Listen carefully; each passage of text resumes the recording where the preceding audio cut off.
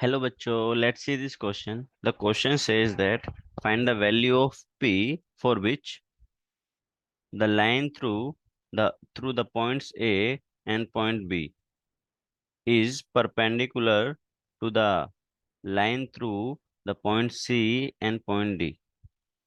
ठीक है, तो चलिए सॉल्व करते हैं। क्या दिया हुआ है क्वेश्चन में?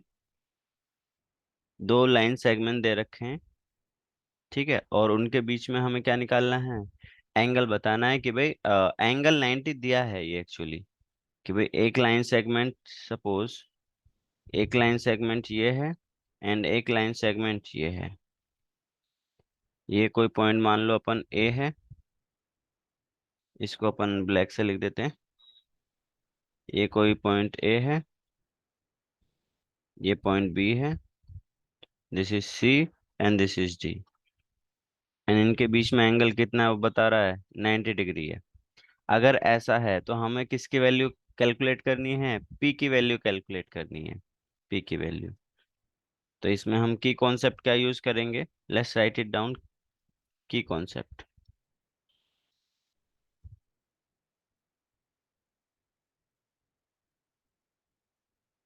देखो अगर एंगल बिटवीन दो वेक्टर दे रखे हैं, ठीक है, A B and C D, उनके बीच में एंगल फाइंड करना है, तो वी नो द फॉर्मूला। वो क्या होता है? Theta we the angle between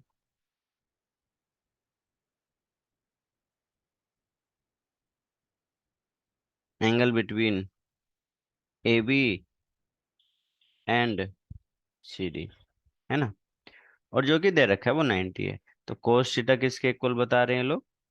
question में बताया है कि कोस थीटा, ये फॉर्मूला होता है A B vector dot C D vector upon A B का मोड सी डी का मोड।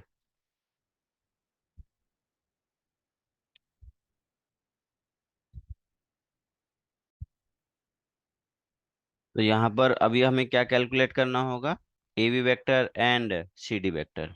तो ए बी वेक्टर क्या हो जाएगा? ए एंड बी के कोऑर्डिनेट ऊपर दे ही रखे हैं, तो ए बी वेक्टर क्या हो जाएगा? A B vector X two minus X one means 5 - 4 I cap plus P - 1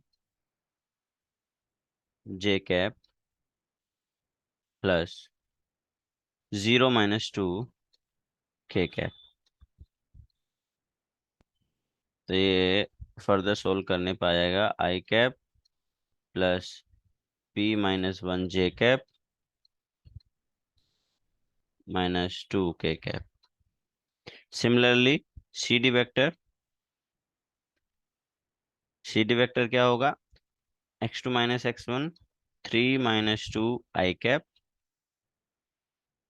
plus 3 - 1 J cap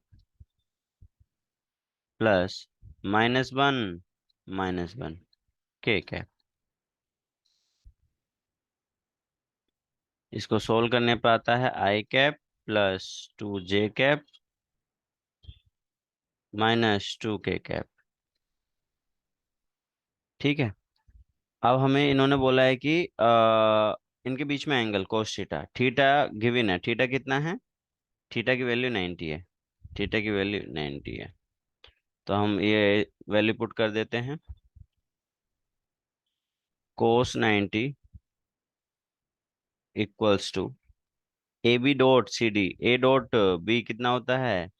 1 × 1 plus P - 1 × 2 plus -2 × -2। ठीक है, और नीचे में इनका मॉडुलस की वैल्यू। ठीक है, अभी इसको हम नहीं लिख रहे हैं, इसको ऐसे रहने देते हैं। उसके पीछे एक रीजन है, अभी बताऊंगा क्या है। देखो, थीटा अगर 90 है, कोस थीटा, कोस 90 कितना हो जाएगा? 0। अगर इनकी वैल्यू कुछ भी रहेगी और 0 के साथ मल्टीप्लाई करेंगे तो क्या आने वाली है? 0 आने वाली है। तो हमारे पास क्या हो जाएगा? इधर 0 हो जाएगा, इक्वल्स टू 1 + 2P -2 +4। तो यहाँ सोल्व करने पे p की वैल्यू कितनी आएगी, -2। तो ये आ जाएगा, p की वैल्यू आ जाएगी अपने पास में 3/2 माइनस के।